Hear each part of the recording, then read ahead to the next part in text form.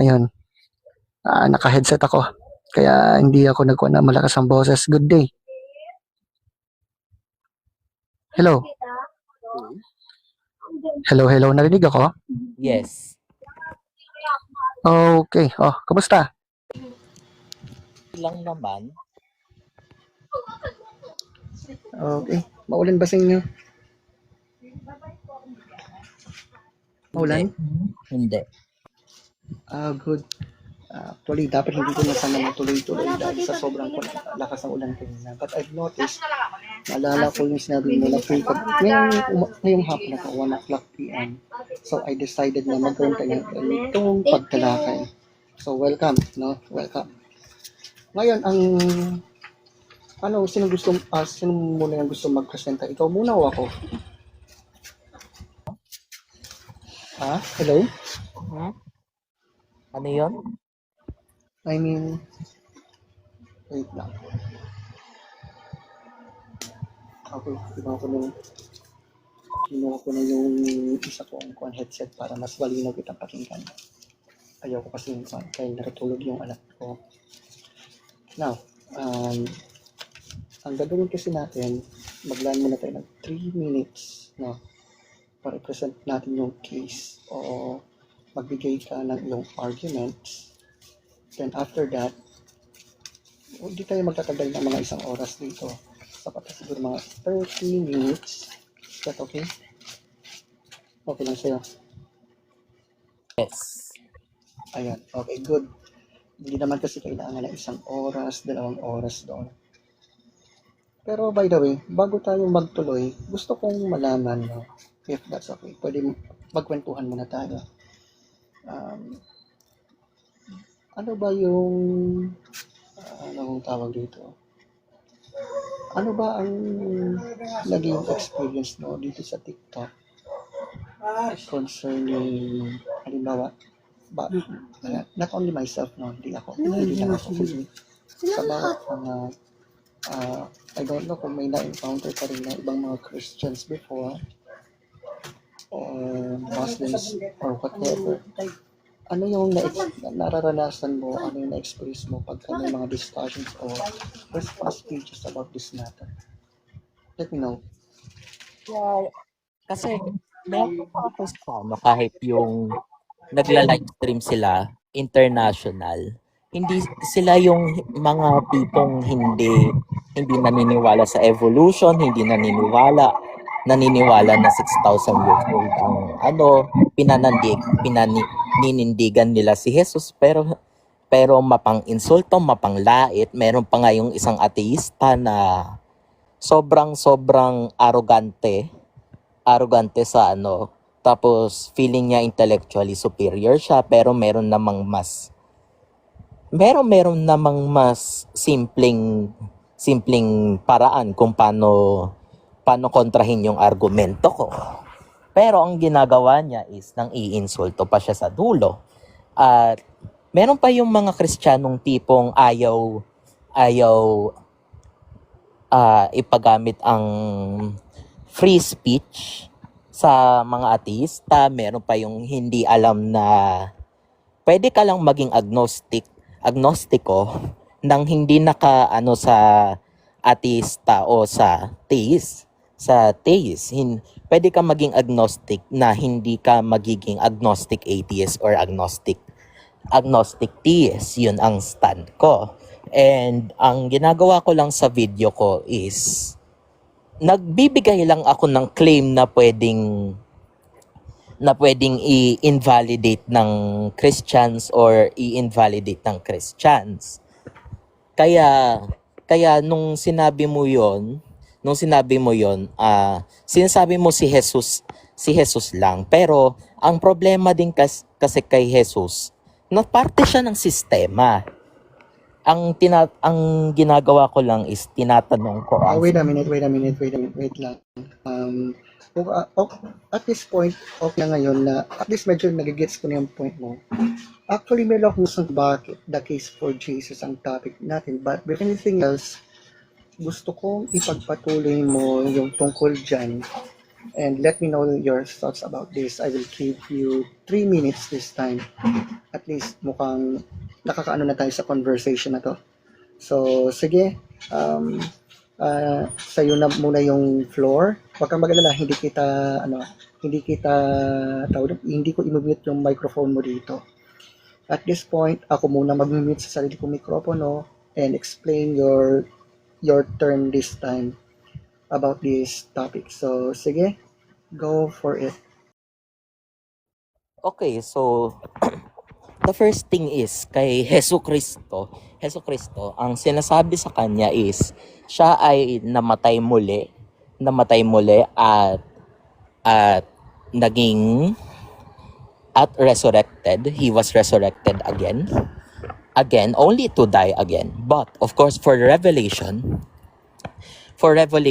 ang second coming ni Jesus ay hindi pa natin nakikita ang second coming ni Jesus. Kapag dumating si Jesus, madaming mangyayari.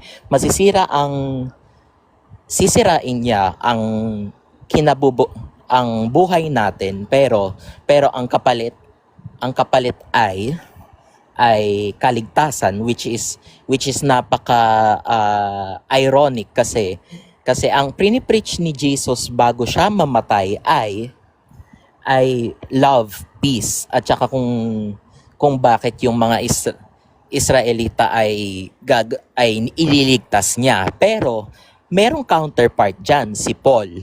Kung si Jesus ay para sa Israelita lamang, bakit si Paul ginagamit niya ang boses niya para sa Gentiles? Visions lang naman yon. Hindi natin alam kung totoo ang pinagsasabi ni Paul na binigyan siya ng revelation. Also, si John, nung nasa exile siya, paano natin nalaman kung totoo ang pinagsasabi niya? Kung na-exile siya sa island of Patmos, naka-drugs ba siya? Hanap ba siya ng poison ng mushroom na kaka-ingest, na kapag in-ingest mo, ay magkakaroon ka ng hallucinations. Hindi natin yon mapuprove scientifically, and which is why hindi natin malalaman kung totoo ba ang second coming or totoong patay na si Jesus sa Revelation.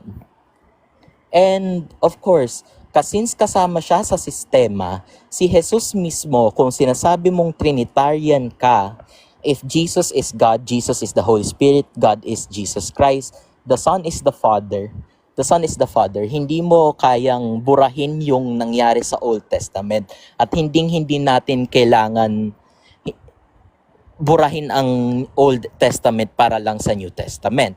So, since Jesus Christ is still part ng system na sinasabi na slaves obey your earthly master, because slavery is still slavery, even if people say, ay hindi yan chattel slavery. Even si Paul, sinabi niya sa Ephesians, slaves obey your earthly masters like how you obey Jesus Christ. So ibig sabihin kahit si Jesus, kahit sabihin pa ni Paul yon, hindi natin talaga malalaman unless, of course, sabihan mo ako ng Bible verse na states na Jesus said slavery is bad. Pero, here's one thing. Kung sinabi ni Jesus na love your enemies, bakit yung Pharisees hindi niya parang turuan kung paano yon? Kasi ang ine-expose dito ni Jesus ay nagiging tyrant din siya. Instead na turuan niya kung sa Old Testament ang Diyos ay hindi nagtuturo, kay Jesus naman nagtuturo siya, pero sa mga Israelita, mga apostolic. And then of course we have the mustard seed, no? Hindi siya yung smallest seed sa buong kasi ang science noon ay limited. Hindi pa nila alam na meron pang mas maliit na buto buto kesa sa mustard seed. And of course, scientifically, the resurrection cannot exist unless of course you have power to transcend biological laws, which is why Graham Oppy doesn't subscribe to God, because ang sabi niya is Occam's razor. When two answers are equally valid, choose the lesser one, choose the simpler one, which is why nire-reject niya yung resurrection, nire-reject niya yung God of the Bible. But of course, the biblical God is one answer, and there are many other answers like kay Zeus. Zeus, although some would say the Greek mythological gods were just mythology, but the Bible states mythicize history, and hindi natin, kung sasabihin man na when believers believe in Jesus Christ, they can perform miracles. Pero the truth is, even if Jesus we're here, may cameras na tayo ngayon. Paano nagkaroon ng hindi na natin nakaka-capture yung mga miracles? Yung iba ay pwede nang i-explain ng science. At kung miracles talaga ang ginawa ni Jesus, pati yung kay God, paano niya na-break yung laws of science?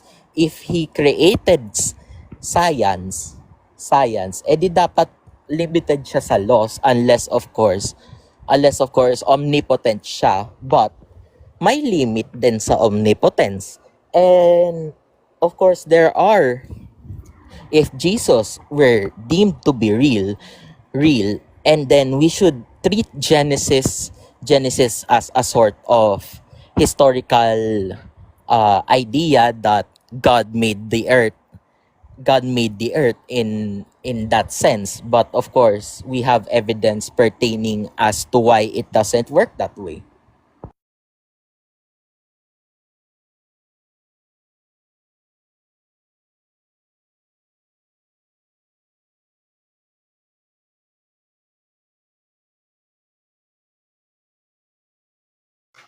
Hello.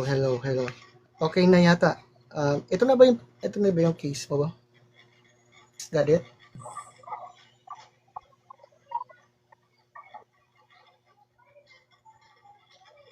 Okay. Kasi pinakinggan ko muna mabuti yung kanyang claims dito. So, thank you so much. So, ngayon, based on your claims here, wait a minute.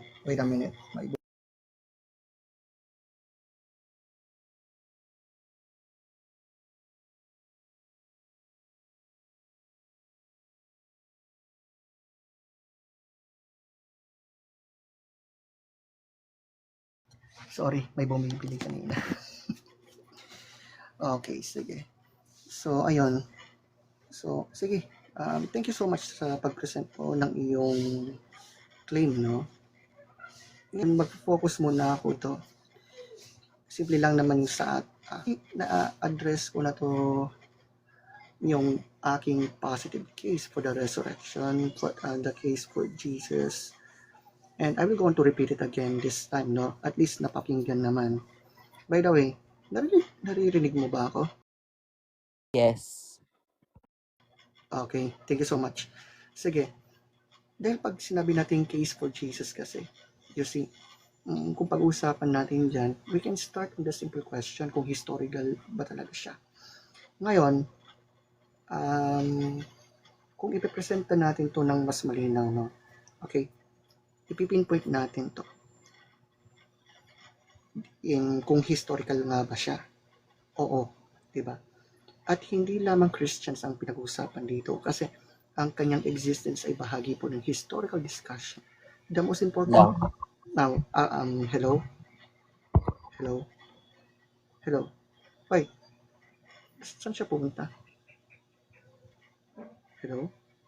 Baka siguro Baka siguro lumipat na ito. Ayun. Baka lumipat lang siya. Kasi, wait lang. I-accept ko muna. No? Okay. Ayun. So, sabi, lumipat siya kasi. Okay. Bago ko i-address, wait lang ha. Sabi ni fellow James, may delete ba kayo ni King Heretic? Until now, wala pa. At lagi siyang nag-ano ng mga strawman do, pero sana. But anyway, mag-focus muna ako dito. Kung saan, ipipinpoint ko muna yung historical sources and that's it. So, ang existence ni Jesus ay bahagi ng historical discussion. The most important part here is kung ano talaga nangyari sa kanya. Alam natin mula sa pinakauna Christian sources that Jesus lived, nangaral, namatay sa crucifixion, at ang earliest proclamation na siya ay nabuhay muli. Meron yan. Hindi tayo naghihintay ng ilang daang taon bago lumitaw ang resurrection belief.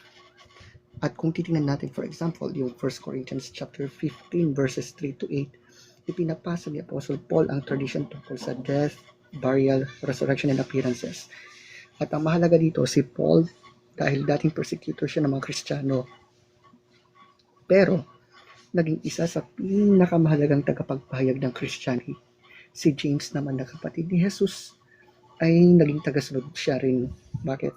You see, merong explanation din kasi dyan. At ang unang disciples ay buong tapang na nagpahayag na nakita nilang si Jesus ay nabuhay muli.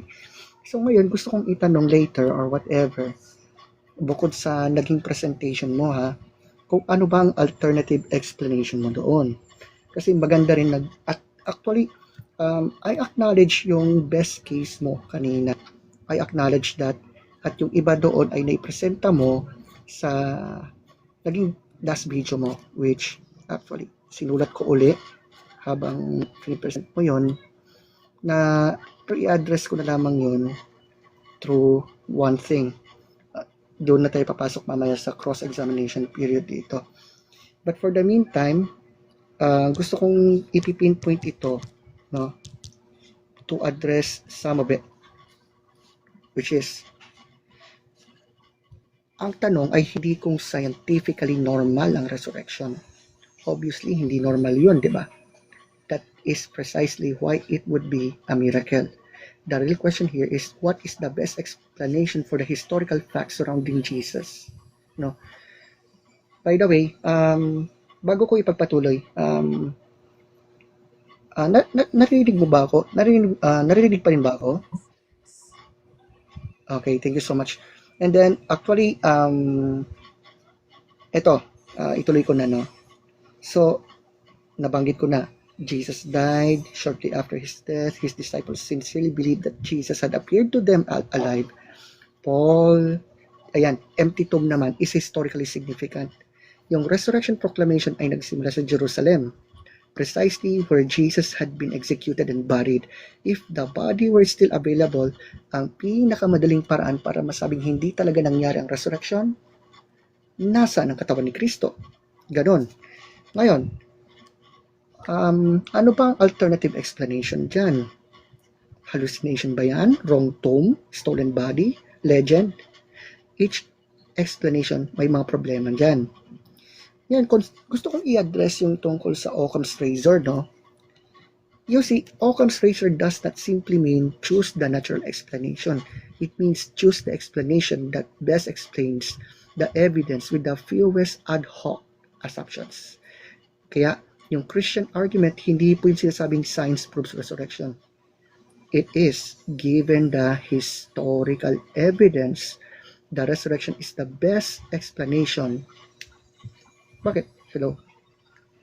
Kala ko nawala yung mic ko. Hello.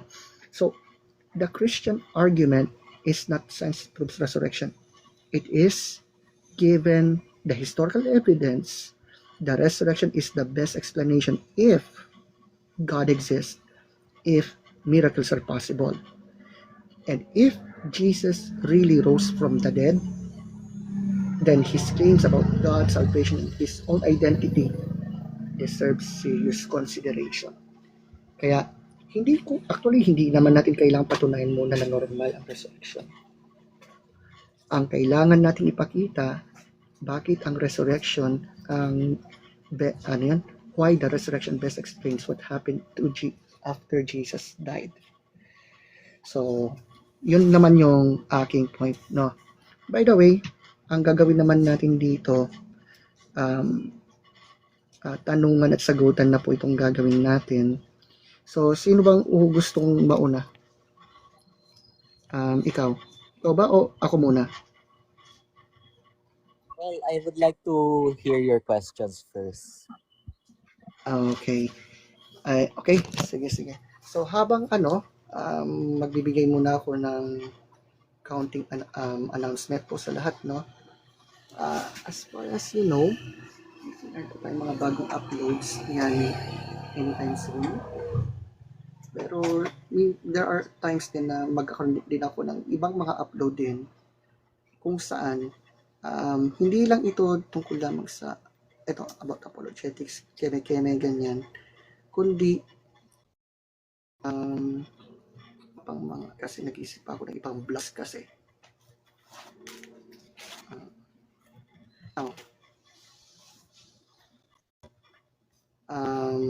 Ayan. So, hindi po ulit yung lahat po kanina. And this time, ako mo yung magtatanong. So, you ready? Yes. Okay, thank you so much. So, unahin ko muna yung tungkol sa resurrection. Okay.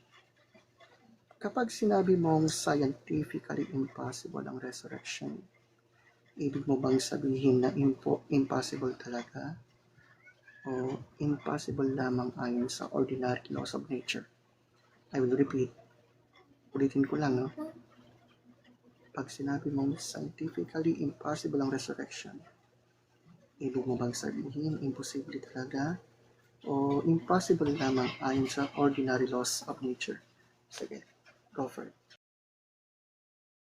According to science, when a heart dies, it dies unless of course you can resuscitate it, and that does not lead to death. But of course, scrounging immediately kills after being applied, as scrounging was the torture method used to flay Jesus and hang him on the cross, which would have explained why he was kept in a tomb after he died. But of course, looking at real science, we don't have evidence to prove that a resurrection can happen scientifically. So it would be explained as a miracle. But the fact that there are four witnesses, each stating what happened at the tomb can be logically concluded as just a miracle, because it doesn't explain in detail as to how he was resurrected, which is a literary plot hole. But for that it is scientifically impossible, because we haven't resurrected a dead body yet through science.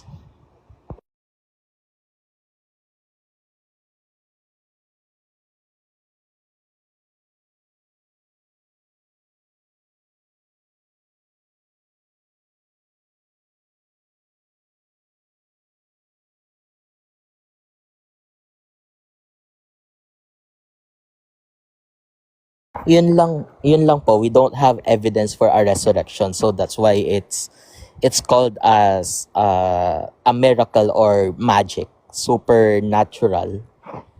And the case for divine resurrection can be also found in other mythological texts which we consider as mythology today. But Christianity is the exception, because it was widely widespread.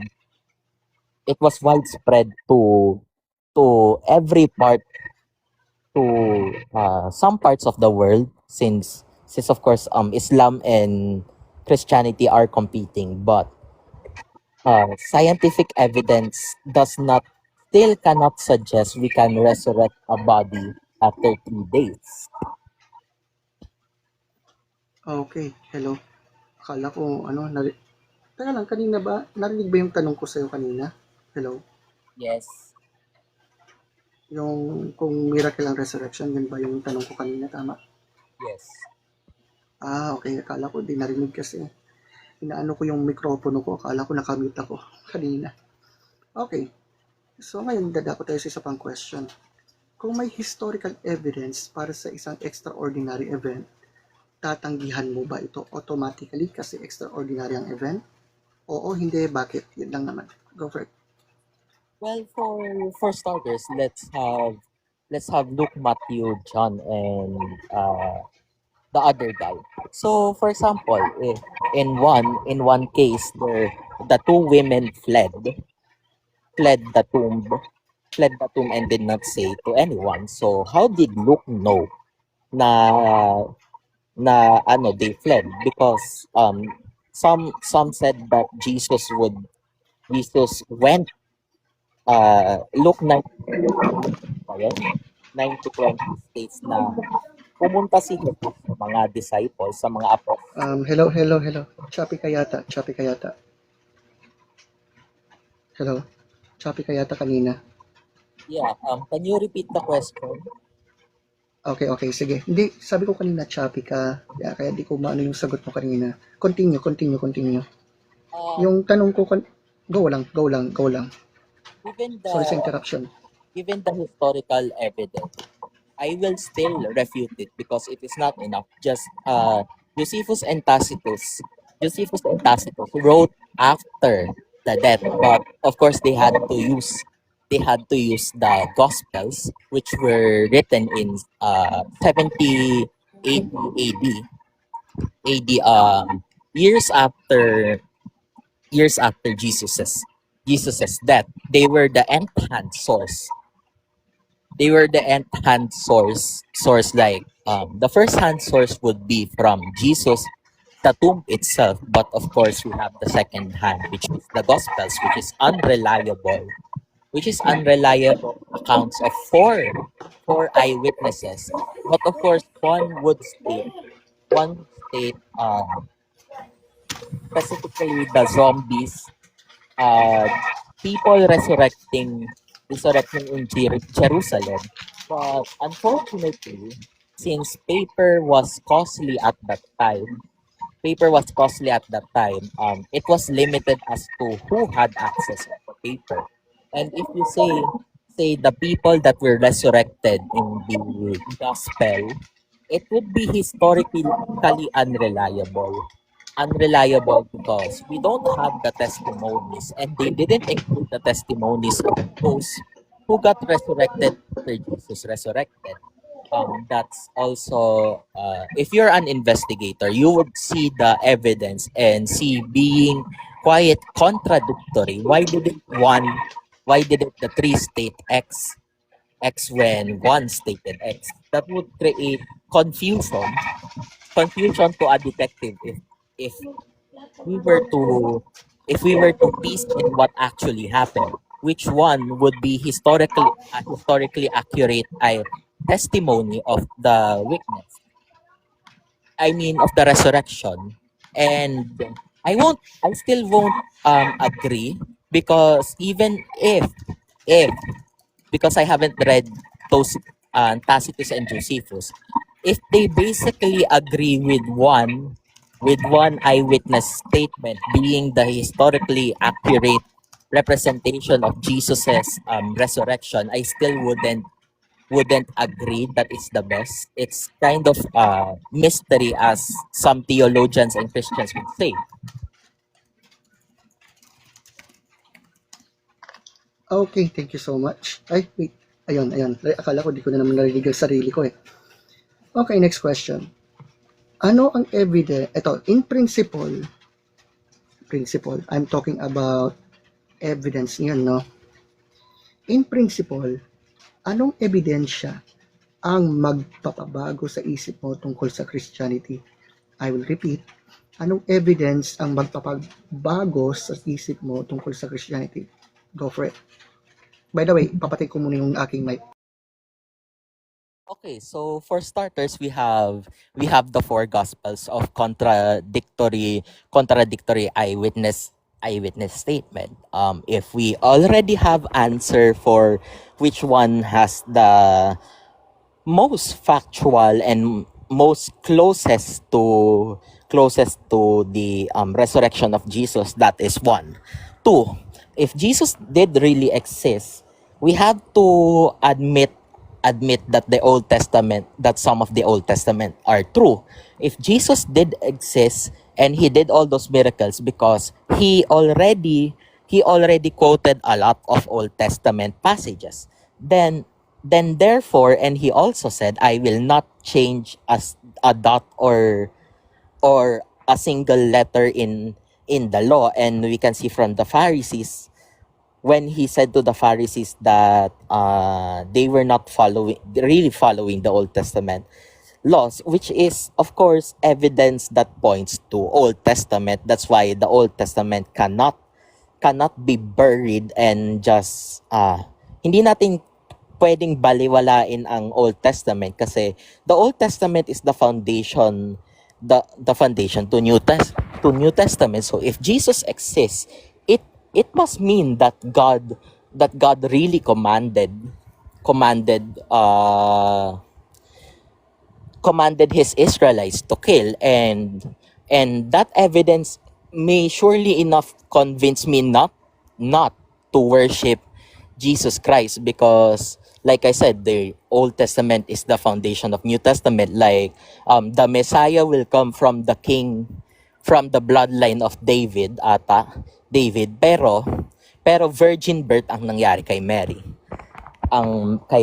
which is still not evidence. And we have missing gospels that were not considered as canon. And of course, if we can prove kung paano talaga namatay si Judas, I will be convinced if, for example, in two gospels, one said nagpakamatay siya, hinang niya yung sarili niya.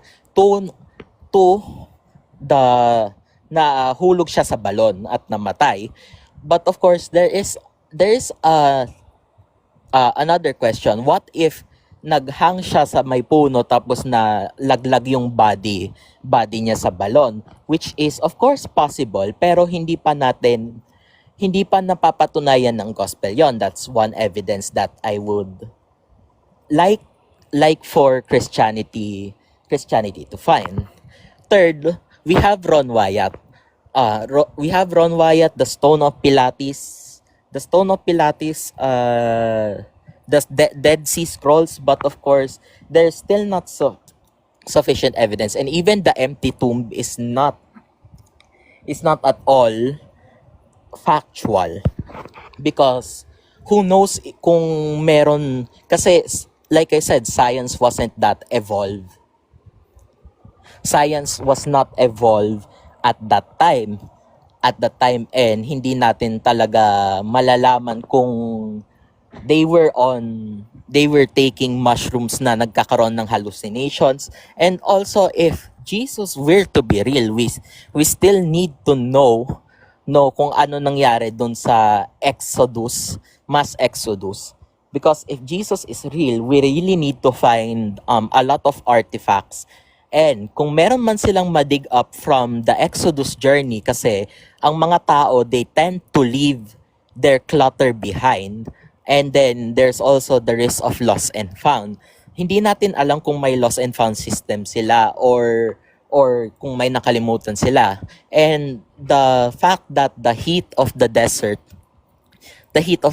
can make you forget some things. And since sandy siya, hindi pa natin nalalaman kung meron ba talagang objects sa ilalim na iniwan ng Exodus and it was dug up. Hindi pa natin nalalaman yon, which kung meron silang nahanap, that would be evidence that your God exists. I will be I will become convinced. But then again, the tyranny, and the fact that the Egyptians did not record of what happened, the 10 plagues, kasi as a sort of warning for the future generations na meron talagang Diyos, bakit hindi nila sinulat? One thing would be, of course, hindi nila sinusulat yung defeats nila in order for future generations to not make the same mistake. Also, slavery. You said in your videos, chattel slavery, pero slavery, in fact, still is slavery. And if we can just prove na the Bible actually did state that slavery, according to Deuteronomy, if we can find the actual texts like the Dead Sea Scrolls, and the stone tablets used originally, because I think stone can degrade, which is why hindi natin siya mahanap yung original na 10 ano. But if we were to recreate a scenario based on what we were told to find, like for example, Pharaoh, merong movie na ginawa ang DreamWorks, pero that's still not evidence. We still need missing texts. We still need canon gospels that weren't canonized. The original, which is the Ethiopian Bible. Hello, paumanhin. Mukhang actually, ang dami mo na rin address, so thank you so much for that. Baka mayroon ka pang may present? Meron pa? Yun lang. Okay, good. Ngayon, next naman tayo tungkol sa issue concerning Jesus and Israel naman, no? Kung primarily Israel ang mission, ito, kailangan ko talaga mag timer sana. But that's okay. Pero at least na ano ko naman yung iyong side, yung point of view, and I respect that, okay? Maybe mamaya, maybe before tayo matapos, we can go on to a rebuttal and conclusion later. Okay? Now, next question. Kung primarily Israel ang mission ni Jesus during his earthly ministry, contradiction ba yun sa later command na gawing disciples ang lahat ng tao sa lahat ng bansa according to Matthew 20:19? Well, to be honest, when Jesus said he was going for the Israelites, he was going for the lost sheep of Israel, hindi natin kayang sabihin na kung anong sasabihin ni Paul ay based talaga. Hindi niya na-meet si Jesus, pero na-meet niya yung ibang apostles. But of course, since end source na kasi si Paul, we don't know if those visions were just hallucinations, and which is why the limit of the Bible stays there. It never changed, unless of course we can really find a document that affirms in Greek, because the Gospels were written in Greek and Paul's letters were written in Greek. Hindi talaga natin ma-affirm unless tanungin natin si Paul mismo, but Paul is dead. Paul is dead and nasa langit siya. Hypothetically, because we don't know if the heaven or hell exists. After all, we don't know yet. And masyadong guesswork din yan. So we actually cannot affirm yet if they said that even in the other gospels, hindi nila na-mention si Paul, but of course Paul mentioned meeting the other apostles, which is kind of contradictory, knowing that hindi siya sinulatan sa earlier gospels, but ni-reference niya. And also those letters from Paul, hindi niya captured yung mismong essence ni Jesus, kasi ang dami niyang sinulat to the Romans, to the Ephesians, to the Galatians, to the Thessalonians. Hindi natin alam kung i-approve ni Jesus yon, kasi once and for all, nakita lang lamang niya yun sa visions after executing believers and nagrepent siya. But the thing is, uh, like yung kay Okay, John, hello. yes, I guess gets ko na yung point mo diyan. Gets ko na yung point mo. At dahil napunta tayo sa sinasabing hallucination, vision, whatever, kung hallucination lang ang experience ni Apostle Paul, according to what you're claiming kanina, paano mo i-explain yung transformation ng dating persecutor into a major Christian missionary?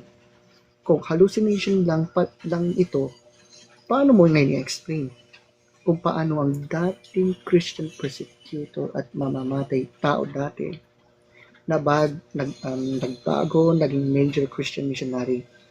At kung false ang resurrection, bakit handang mag-suffer si Apostle Paul para sa claim na alam niyang false? Go for it.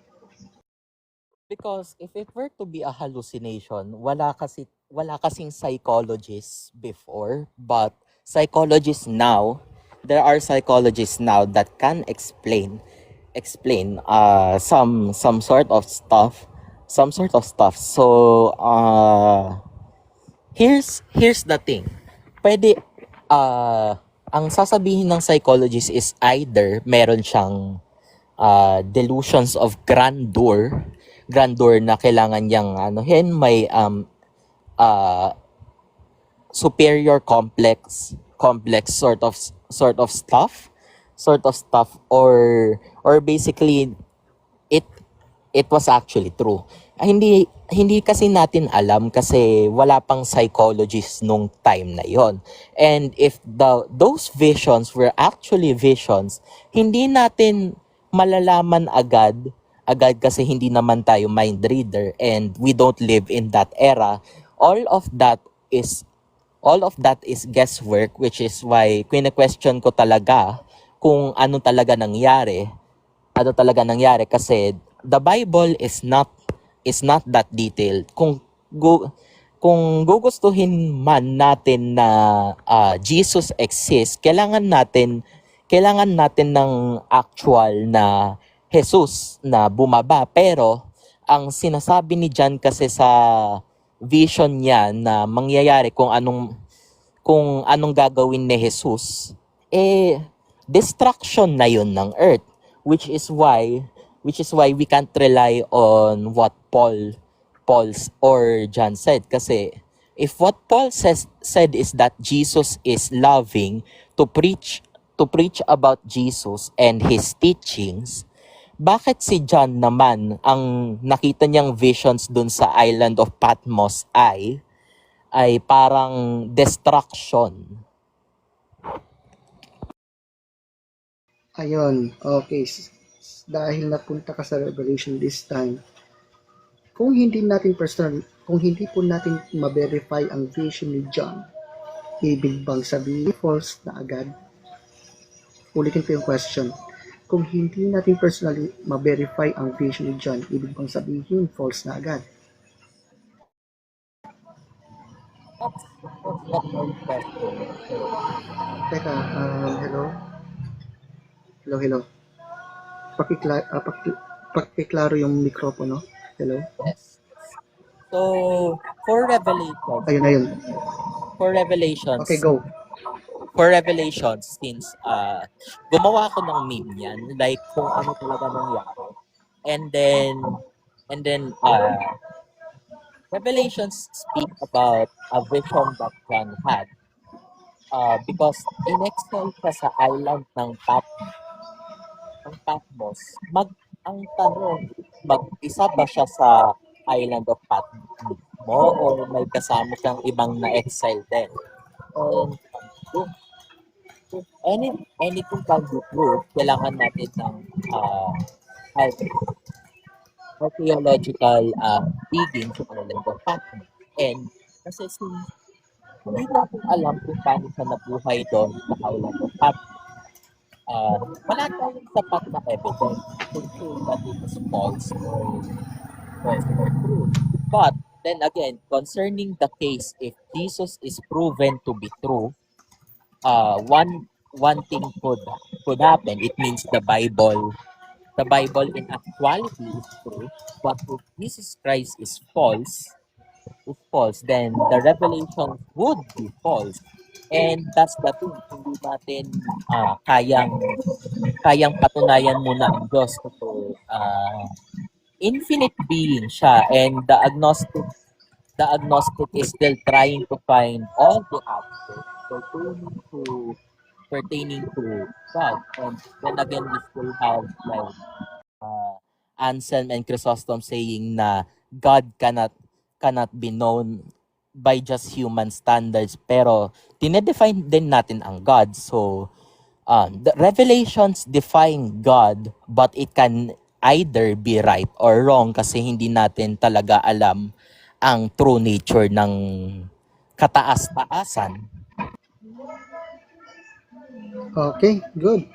Ngayon, nabanggit mo na rin kanina kung sagot mo, ganito rin ba ang standard mo sa lahat ng historical testimony na hindi mo personally witness? Tacitus,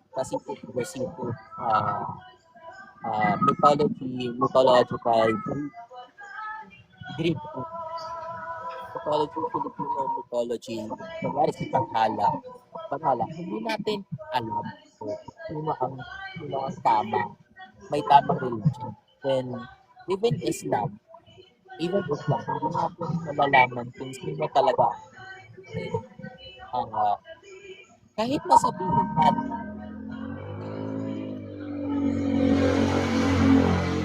Nawawala ka. Hello? Nawawala ka. Hello? Nawawala ka kanina. ayan na. Okay, so Ayun. Good. Continue. Okay, so for Islam, Greek mythology, Filipino mythology, Chinese mythology, every mythology, even Jesus, historical claims, Jose Rizal, a lot of these things can be questioned and observed, because if we can observe them not physically and use the evidence, some of them can be proven true, like yung kay Jose Rizal. We have the El Filibusterismo and Noli Me Tangere and his writings. He also spoke about Bonifacio, and of course, that curiosity that historians have can be used to prove something as objectively true. If you have writings of someone, like for example Aristotle, Plato, Socrates, meron kang mahahanap. But of course, the one thing that is questioned the most is religion. Ang daming debate kung kaninong opinion talaga ang tama, pero hindi talaga natin malalaman kung sino ang tama, because if you check out Genesis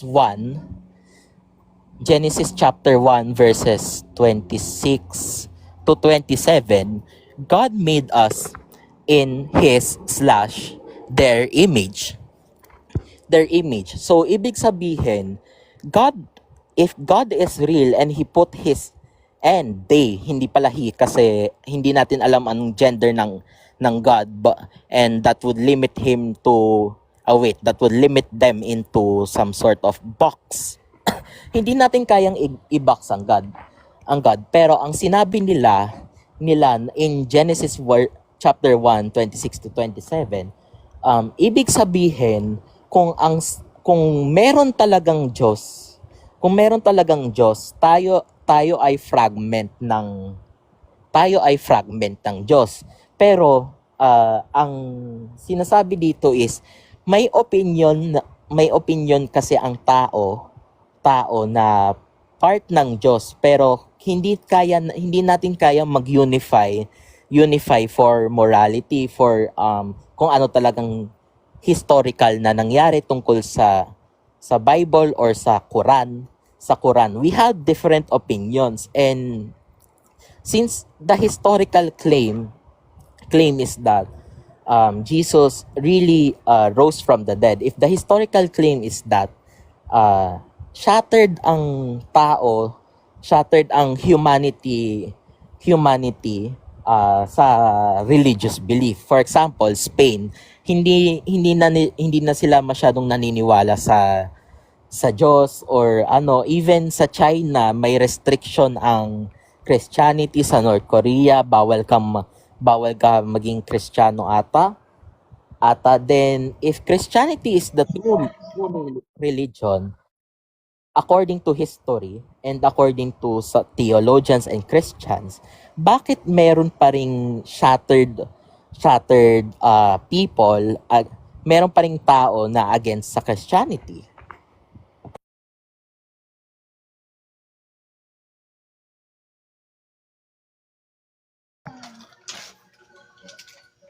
Wait lang. Saglit lang ha. Saglit.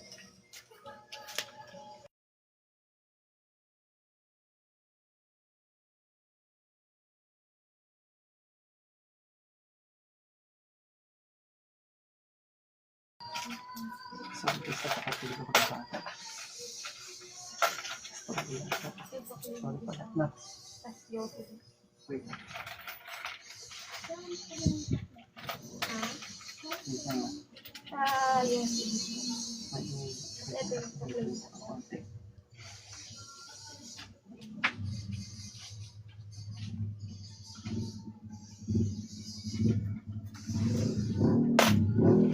Thank you sa now, for the last question, para ikaw naman magtanong sa akin this time. Sige. Alright, I hope ready pa rin ako. Pasensya na po So here might be, ito yung pinaka-importanting tanong na gusto kong ibigay sa iyo. Ano ang evidence na kailangan mong makita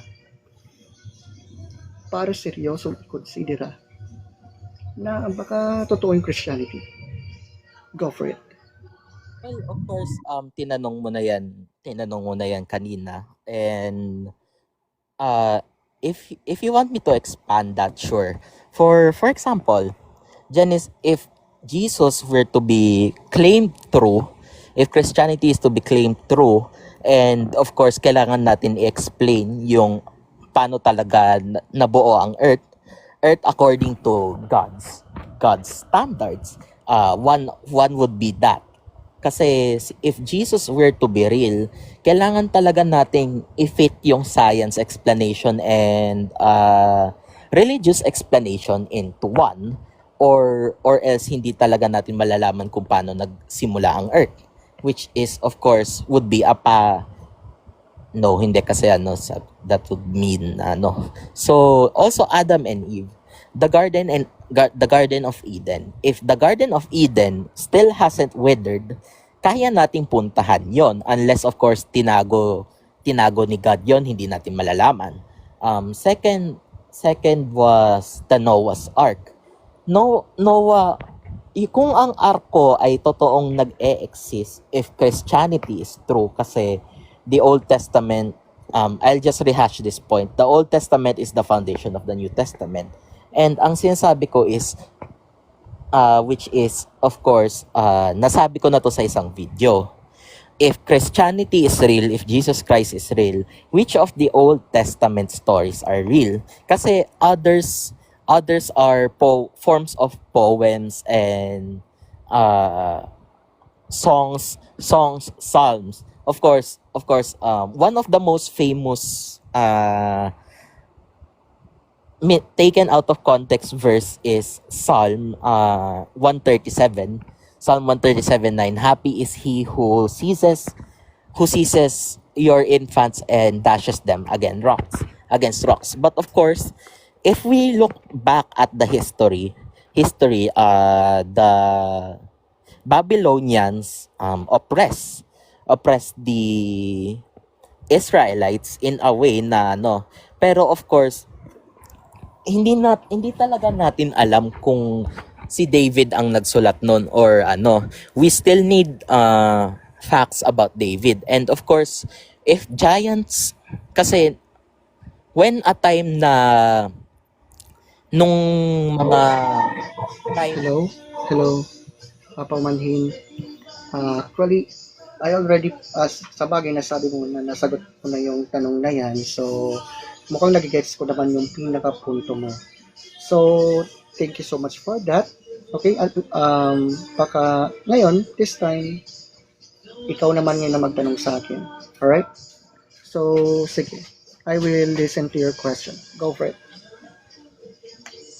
if you think that Christianity is true,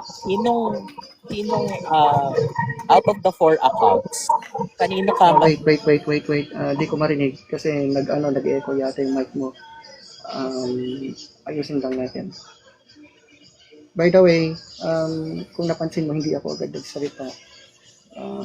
You see, nagising yung anak namin. Kaya, for those who are listening to this, I'm such quite busy. Ngayon lang muli ako nagkaroon ng free time na live stream. Okay? Kasi, you see, mayroong nagsabi na naduwag daw ako or whatever without realizing na mayroon ako mas mahalagang kang pinagkakaabalahan. Kaya sa mga nakikinig ko sa atin, now, you know. Okay? Anyway, sige. Okay na ba yung mic mo? So, my first question, Teka. May narinig ako.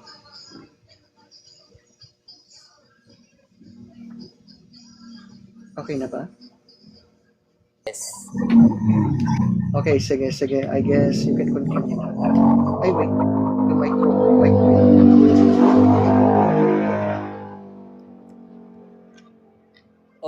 okay, so, ang unang tanong, if Christianity were to be true, sinong apostle ang paniniwalaan mo na siya yung totoong eyewitness sa apat na accounts.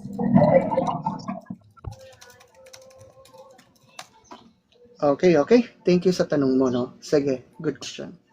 Una, kailangan nating linawin yung premise, no?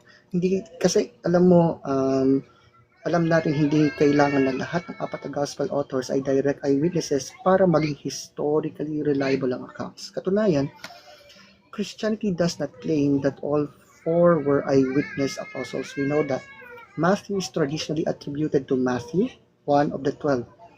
John is traditionally attributed to the Apostle John, also one of the 12. Mark was associated with Peter, and Luke explicitly says that he investigated the testimony of those who were eyewitnesses and carefully compiled his accounts. Yun sa Luke chapter 1 verses 1 to 4. So, ngayon, kung ang tanong ay sino ang totoong eyewitness, Matthew and John are the strongest candidates under the traditional authorship. While Mark gives us the testimony associated with Peter, and Luke presents himself as an investigator of eyewitness testimony. Pero yung importanteng punto, no? The case for the resurrection does not depend on proving that every gospel was personally written by an eyewitness. We also have Paul's testimony, nabanggit ko na kanina yung 1 Corinthians chapter 15, kung saan na-present na ito kanina. Paul says he received and passed on the tradition that Christ died, was buried, was raised, and appeared to Peter and the 12 and James and others. So, this time, itong pinaka-importante, hindi apat na eyewitness ang kailangan para magkaroon ng historical case. Actually, marami pa yan. Ang tanong dyan ay kung ano ang best explanation sa earliest testimony tungkol sa risen Jesus. Salamat sa tanong. Next question. By the way, bago ka magtanong, sa lahat po na nang nakikinig, what we are doing here, ganun dapat yung debate, ganun dapat ang diskusyon. Hinahayaan po ng isang panig na sagutin yung side niya, habang ganun din yung sa side na ito. Yan dapat ang nangyayari. Okay? Anyway, thank you sa tanong mo. Next question pala. Go for it.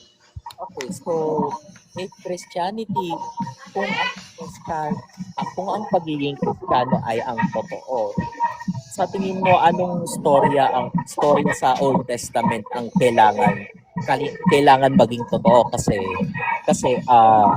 ang Biblia ngayon ay storya tungkol sa pag-create and yung sinabi ko kanina, would would you agree na yung Genesis 1 creation story ay totoo kung Jesus Christ is real, if Jesus Christ is real? Yun na yung tanong. Excuse me. Yes. Yes. Okay, thank you so much naman. Oo, yes. Genesis chapter 1 is a creation account. Pero kailangan natin ihiwalay ang dalawang question, no? Is Genesis 1 a creation account at anong literary form at interpretation nito? Well, kung totoong Christianity, hindi automatically ibig sabihin na kailangan kong paniwalaan na Genesis 1 describes 6 literal 24-hour days. Christians have historically disagreed about how the chapter should be interpreted, literal day, literary framework, or other interpretations. Pero may isang bagay na mahalaga. Christianity absolutely teaches that God is the creator. Kaya ang Genesis 1:1 sinabi, in the beginning God created the heavens and the earth. At ang New Testament mismo, kinoconnect ito yung creation with Christ. John 1:3 says that all things came into being through Him. Colossians 1:16 says all things were created through Christ. So kung totoo si Jesus, hindi automatic na every particular interpretation ng Genesis 1 ay nagiging totoo. What follows is that Jesus confirms the reality of God and creation. The separate question is how Genesis 1 communicates the creation event. So thank you so much for that. So next question please. Okay, so the next question is, paano talaga namatay si Judas?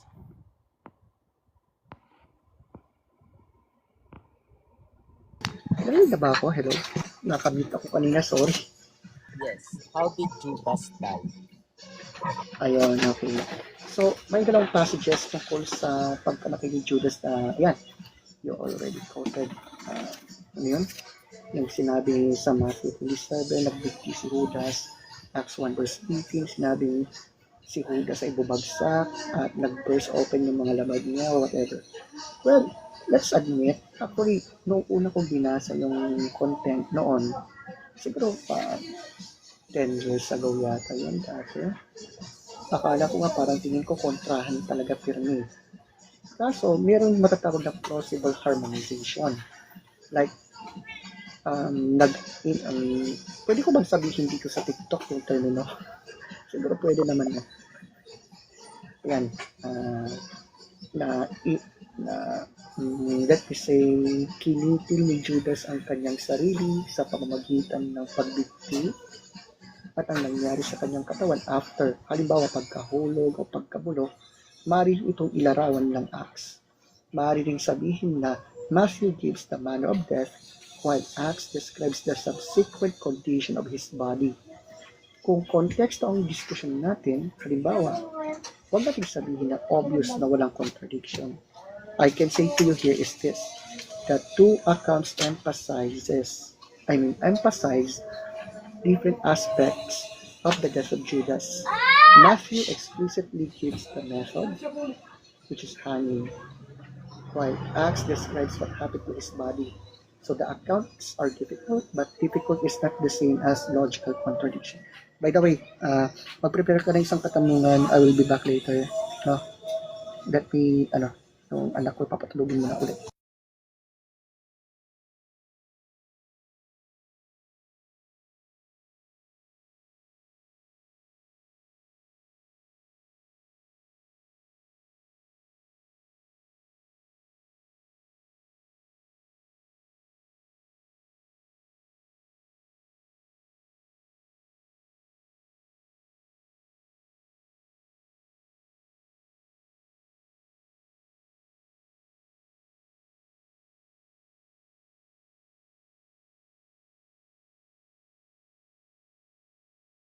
Okay, mukhang behave naman. Yung anak ko. Medyo nagising na. Sige. Next question, please. Go for it.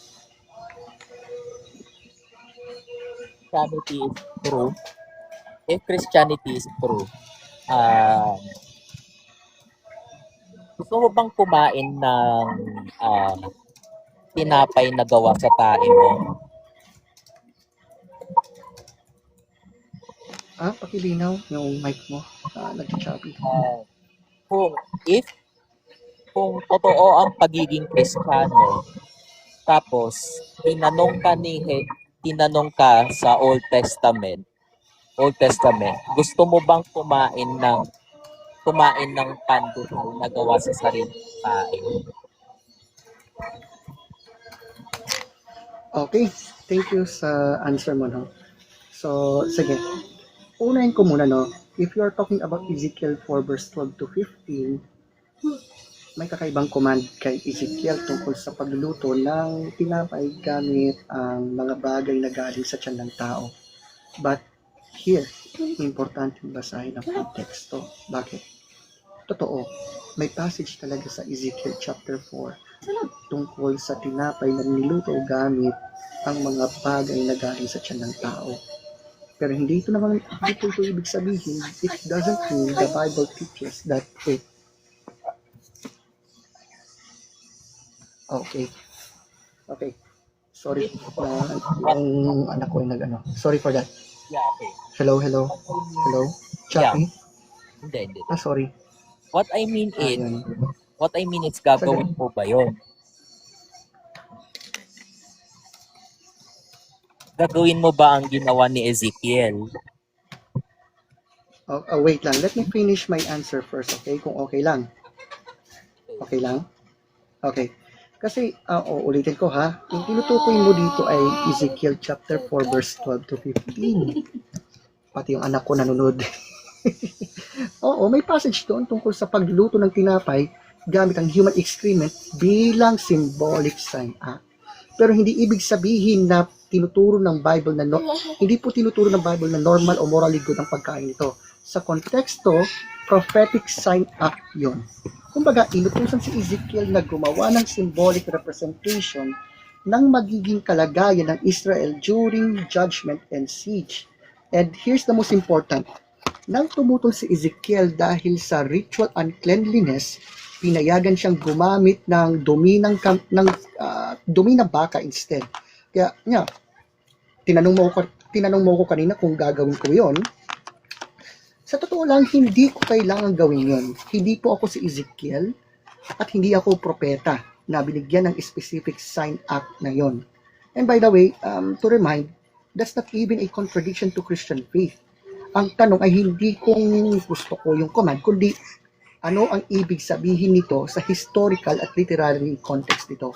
So yes, the Bible records disturbing prophetic act. Hindi naman po wina-whitewash yun. But recording an event is not the same as commanding all Christians to repeat it. Okay? So, thank you so much for... wait lang, narinig pa rin ba ako? Hello? Yes. Nag-ano yung... kasi parang nag-ano yata yung mikropono ko. Hello? Not. Hindi. Ano maririnig ko po? Okay. Thank you so much. Kasi biglang parang namatay yata yung mikropono ko kanina, no? But anyway, salamat at narinig pa rin ako. So, this time, you have another question for that? Sige, go for it. So, kung ikaw si Ezekiel, gagawin mo ba yun? Considering na alam mo ngayon na gagawin mo ba kung ikaw si Ezekiel? Okay, narinig pa rin ba ako? Nawawala Hello.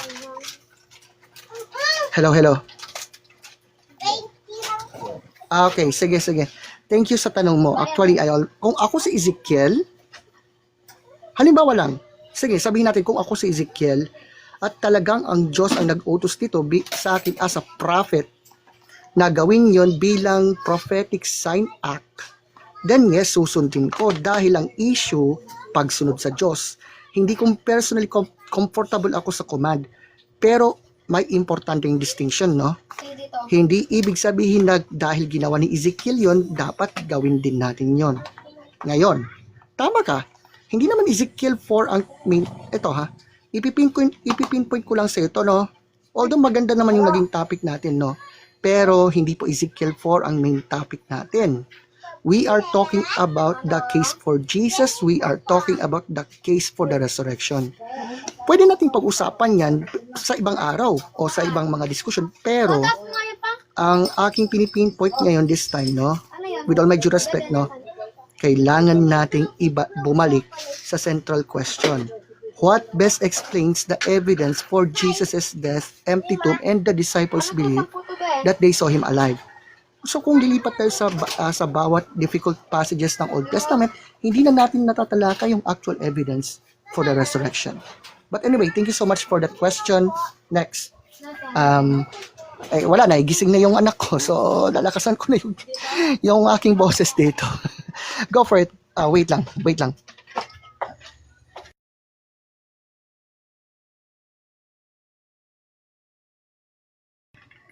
Alright, okay. So, sige. Next question na rin. Kasi, if Christianity, if the best case for Christianity is whether or not kasi, Wait. Nagchachapi ka. Narinig ko yung parang tunog sa kung saan or what. Pakiulit na lang yung tanong. Paki-clear na lang. Thank you. Okay, kung pinag-isipan mo siya, ang si Jesus ay parte yeah. So, ibig sabihin kapag si Heso Kristo, ibig sabihin nun, merong mga parte sa Biblia ang na tama. Kasi hindi lang naman kasi ang Biblia ay hindi naman talaga tungkol sa kay Jesus lamang at saka ang sinasabi ko kasi is against the case of Jesus is that hindi natin talaga kayang malaman. So nagwa-what if lang ako. What if Christianity is true at totoo talagang nabuhay si Jesus? Kaibigan, let me know your own direct question this time. Yun lang muna. Please, para di natin makakuha yung pagkalito dito, no? Ulitin mo yung pinaka-question mo talaga. Go for it and I will listen. Kung ang pagiging Kristiyano ay totoo, kailangan ba talaga ng faith or kailangan maging mabuti ka lang?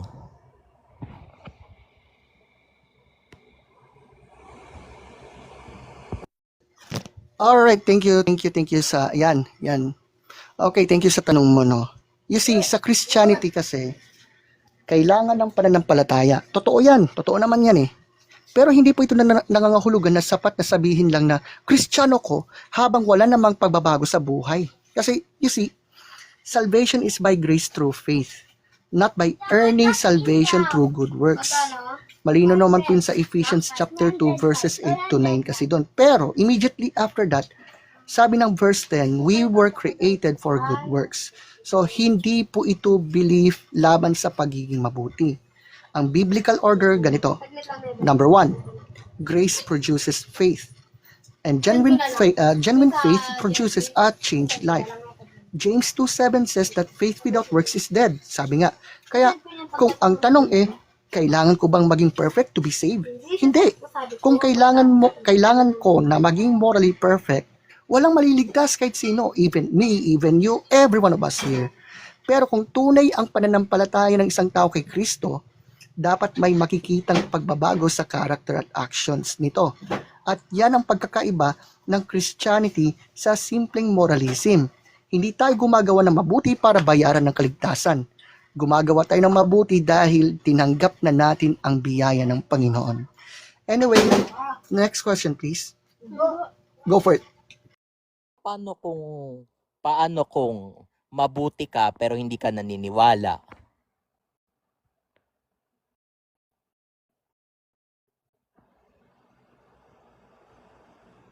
Ay, sorry.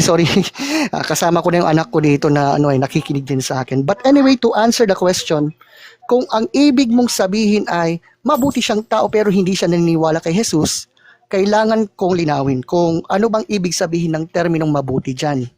You see, Christianity teaches that moral goodness is real and unbelievers can genuinely do good things. Totoo naman yan. But salvation is not presented in the Bible as a reward for being nicer than other people.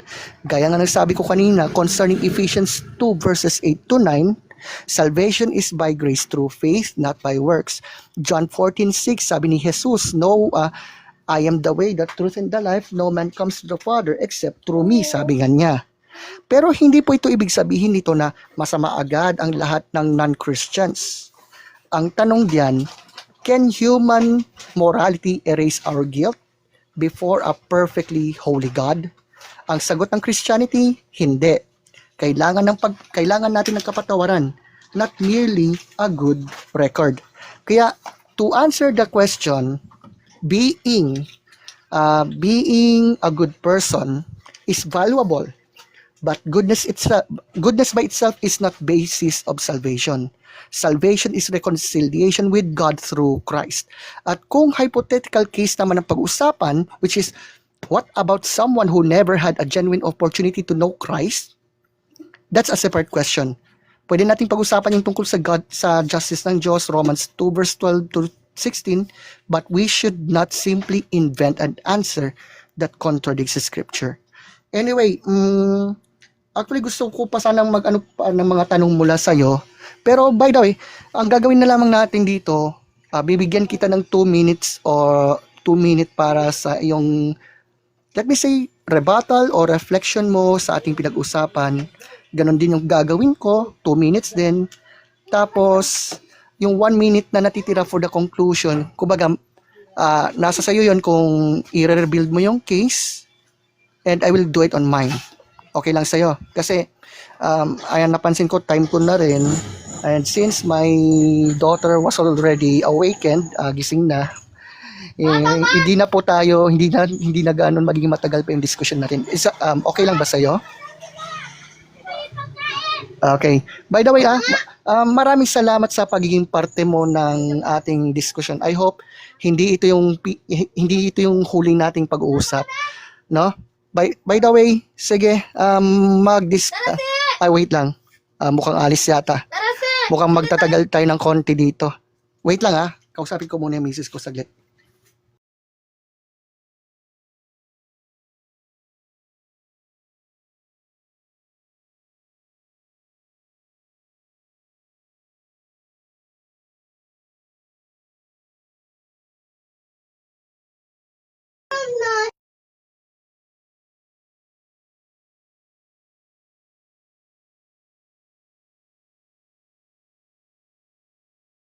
Okay, good. Okay. So, sige, magbigay ka ng 2-minute thoughts mo o pwedeng mag-rebut ka o pwedeng magbigay ka ng yung reflection. Sige, go for it. Concluding now, I think na meron Rebut ka muna kasi yung 1 minute natin yung pinaka-conclusion kasi mag-on din ako ng rebut ko rin ng 2 minutes. So, rebuttal muna sa'yo. So, faith without works is dead. Pero kasi meron ding parang trouble doon. For example, the Sentinelists. The Sentinelists, when hindi sila naabutan ng humans, and of course, may pinatay silang Kristiyano na gustong dalhin yung Biblia sa kanila, pero hindi siya nagtagumpay, namatay siya dahil sa pana. At yun din ang rason kung bakit hindi rin gagana yung faith without works. Faith without works is dead. Kasi if you remove faith out of the equations, tapos works lang, at kung meron talagang Christianity, magkakaroon lang ng madaming problema. Kasi kahit naman na nasabihin ni Jesus na mag-preach about love, and of course meron din sa Kristiyanong parang sa Ten Commandments pa nga lang sinasabi na love God sa commandments na yon. Pero kung kung tutusin, maraming tao ang hindi naniniwala sa Diyos. Marami din namang taong naniniwala sa Diyos mismo. Kung madaming tao ang hindi naniniwala, sinong ang may kasalanan? Ang Diyos na gumawa, sabi nga sa Genesis 1:26-27, we are made in God's image. We are made in God's image. So ibig sabihin nun, may pagka-doubt talaga sa dinadoubt nga ni God yung sarili niya. Sabi nga niya sa Genesis inano niya yung dahil masama yung creations niya, kailangan linisin sa Pero meron din times na sa verses sa Old Testament ni-regret niya yung decision niya. And then of course, meron din kay Jesus na parang mini God lang na Pero that doesn't mean na God isn't true. Ang pinapakita lang dito ay God is a part of humanity, na parang meron din siyang emotions, meron ding it's not contradictory, pero ine-explain kung bakit siya ganyan. Authority siya at saka if authority can be humanized, if divine authority can be humanized, yun ay si Jesus at yung God mismo. So for the last rebuttal, fina-follow din ng mga Kristiyano ang divine authority that speaks like a human authority.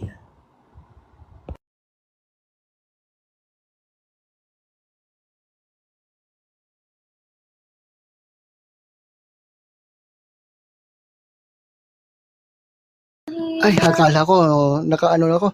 Thank you so much, no? Thank you so much for your rebuttal, okay? By the way, ako naman ngayon ang magsasalita this time. 2 minutes ko, to, no? So, salamat sa mga prinesenta mo, no? And I respect talaga sa naging ating discussion. However, gusto kong ihiwalay natin yung two things na. Yung number 1, yung statement na hindi ko pa alam ang sagot sa lahat, at second statement, napatunayan kung hindi totoo ang Christianity. Take note, hindi po pareho yon. Una, gusto kong bumalik po tayo sa claims na nangyari, no? Yung una, tungkol sa Gospels. It's true, may difference sa mga detalye, pero hindi po ito automatically na contradiction. At hindi kailangan na lahat ng 4 Gospel authors ay eyewitnesses sa lahat ng event. Matthew and John are traditionally connected to the disciples. Mark is associated with Peter. Luke explicitly says he investigated eyewitness testimony. The resurrection case also does not depend exclusively on the 4 Gospels. Meron po tayong very early resurrection tradition in 1 Corinthians 15:3-8. Second, yung statement na science cannot prove resurrection, correct naman. But history ang pangunahing method nito. Hindi po laboratory experiment. Hindi natin ine-experimentally reproduce ang assassination, war, or ancient historical event. The real question here is, ano ang best explanation sa mga historical events, evidence na yan? Jesus died on the cross. His disciples very early believe he appeared alive again. Si Paul, not former persecutor, claimed to an encounter with Jesus. James also became a believer. You can reject the resurrection, but you still need to explain those facts.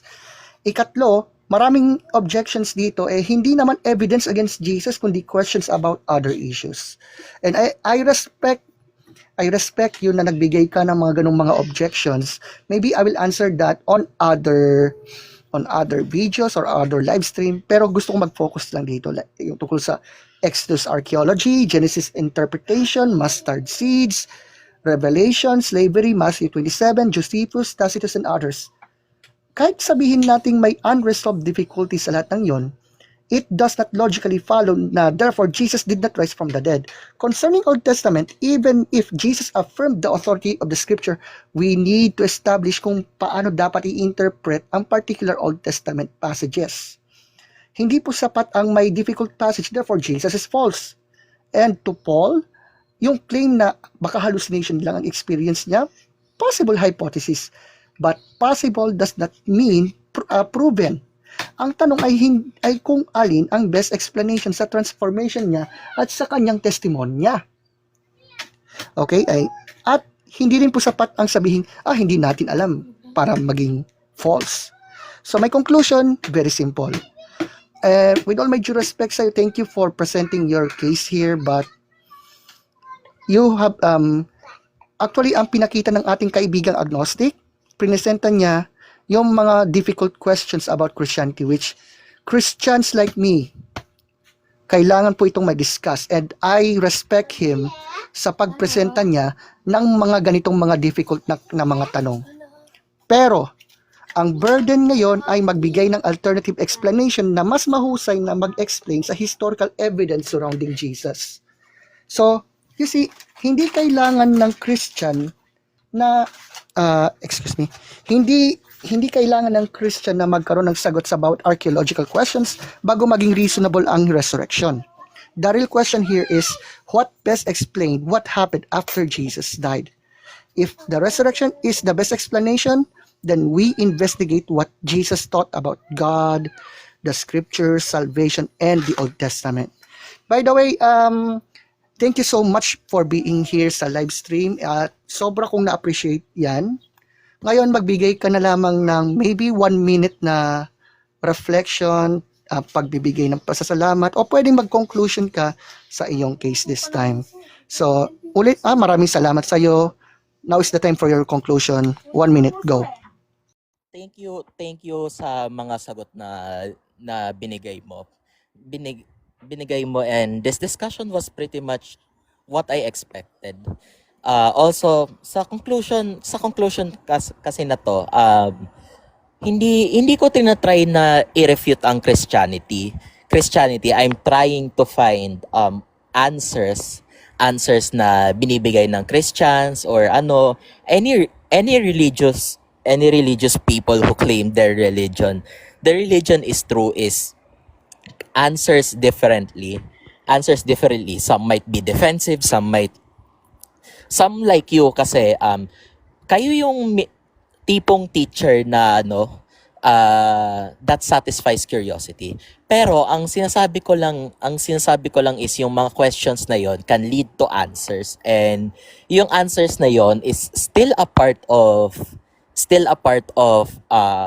a claim that we don't know to be right or wrong yet, kasi certainty, even though na certain ka, you're still open to questions and curiosity.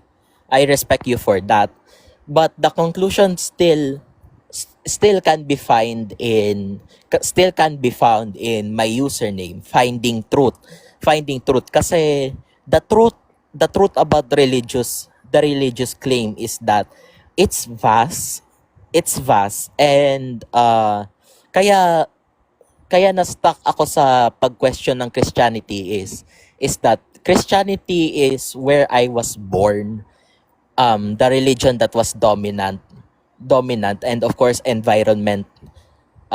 Looking at the environment closely, mga Filipinos, almost all is religious, and in a world na hindi natin alam kung kaninong religious belief ang totoo, you have to still find, and as Anselm and Chrysostom dictated, we cannot define God, but pero for me, I think actually may truth sila, pero humans, my last line would be humans try to classify the divine that moves away, and we don't know whether na tama or mali kung yung ating observations, and thank you for giving me answers, and that I conclude my statement. Alright, maraming salamat sa iyong conclusion and maraming ding salamat sa pag-accept sa invitation. I hope hindi pa ito yung una at huli, and I am very happy na nagkaroon tayo ng ganitong discussion na yun dapat talaga sana. And I acknowledge that, no? Now, for the meantime, let me finish this one. I will go to finish this, then this live was over, okay? So ngayon, sa naging discussion natin, sa discussion namin ng ating agnostic friend, no? Napagtanto ko yung paghanap ng katotohanan ay hindi po simpleng usapin ng kung sino ang may mas maraming argument, hindi rin ito tungkol sa kung sino ang mas mahusay magsalita sa aming dalawa, o kung sino ang may huling sagot. The real question here, ang tunay kasi na paghanap ng katotohanan ay nangangailangan ng honesty, humility, at willingness na sundan ng evidence kahit saan ito humantong. You see, maraming objections ang ibinigay sa atin about Christianity mula sa alleged contradictions sa Gospels, historical questions, slavery, Genesis, Revelation, hanggang sa resurrection mismo. May ilan sa mga ito na mahirap at nangailangan ng mas malalim na pag-aaral. Subalit, you see, guys, I learned something about what we have done here, no? Ang pagkakaroon ng unanswered question ay hindi po automatically na ibig sabihin false agad ang isang pananampalataya. You see, yung sinasabi na hindi ko pa alam ay ibang-iba sa napatunayan na mali.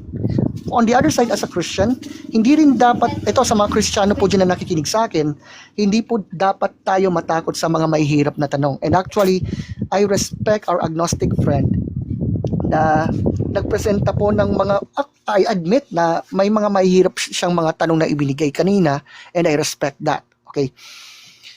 You see guys, kung tunay nga ang Christianity, hindi nito kailangang protektahan ang sarili by means of avoiding the evidence.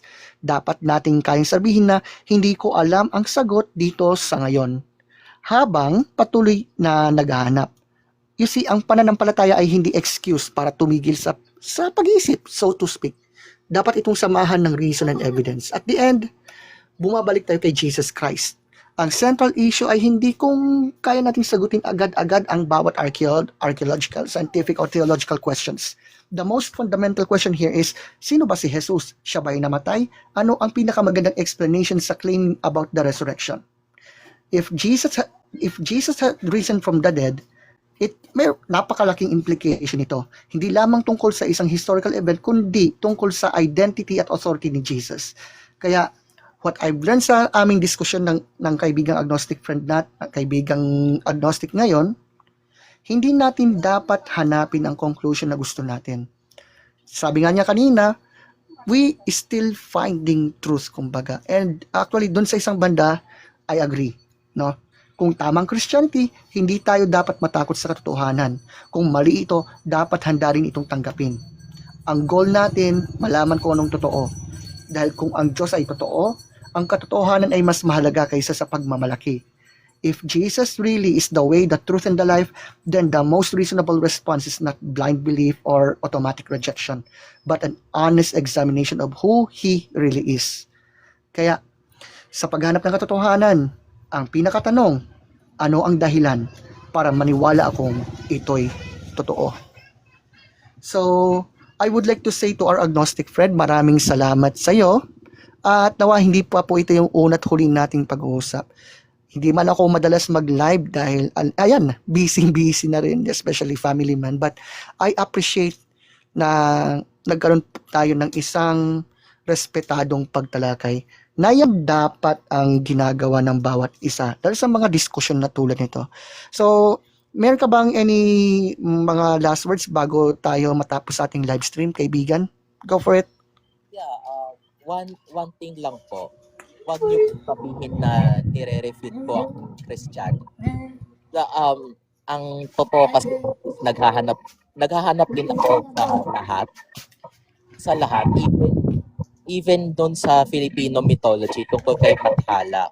Meron akong napansin na yung nagbibigay siya ng sources pero nung nakita ko yung source niya, hindi pala napoprove yung claim niya. And kaya minsan mahirap din maghanap. Also, yung meme na sinabi ko tungkol kay Jan, totoo 'yon. Pinakain talaga siya ng scroll tapos sinulat niya yung binigay ng anghel sa kanya. So, in all Siguro, kaibigan, i-check ko na siguro. Ang alam ko, na may nabasa ako eh. Actually, meron ding ganun kay Isaiah. If I'm not mistaken, no? Siguro, I will go on to find. But, you will continue as we end this, no? Let's finish this one. Go for it. yeah, also the fact that kahit na yung mga Christians, sa Bible kasi, even though na kahit totoo, if the answer would be hindi natin alam pero kaya nating alamin, kaya nating i-describe, kaya nating i-define. But of course, the last thing I would say is thank you sa conversation na to. Nilinaw mo din yung points mo. And of course, I found out na yung mga discussion mo tungkol sa resurrection and yung case mo it's actually more, you're more na curious about this, and that yun na lang po yung sasabihin ko. Salamat po. Okay. Maraming ring salamat. Actually, kaya nga sabi ko, iniisip ko rin, siguro this time magkaroon tayo ng discussion para maging mas malinaw yung ating mga pagtalakay. Sa lahat po ng nanonood, alam nyo naman po, nagkaroon po kami ng ating kaibigang agnostic ng mga responses, responses sa mga videos namin. Don't think na parang nag-aaway kami dito or what, no.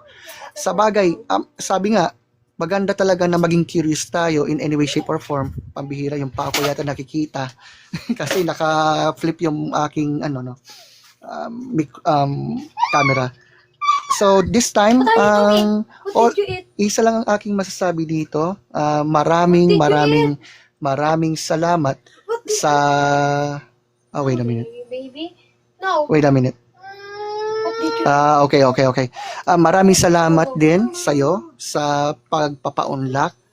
And I really appreciate yung mga objections, mga questions, at iba pa na may kinalaman doon. And I really respect that. So, sige. Thank you so much for being part of this discussion. Isang pagsaludo sa'yo. Okay? So, sige. Thank you so much. No, thank you so much. Thank you po. Okay, sige. You can, pwede ka nang umalis na sa live stream. And maraming salamat. No? Okay, that will be all. And thank you so much po sa mga nanood mula sa simula hanggang sa pagkatapos. See you on the next Truth in Trial podcast live stream. Sir Roel here. Jesus is Lord. Magandang araw. Thank you so much.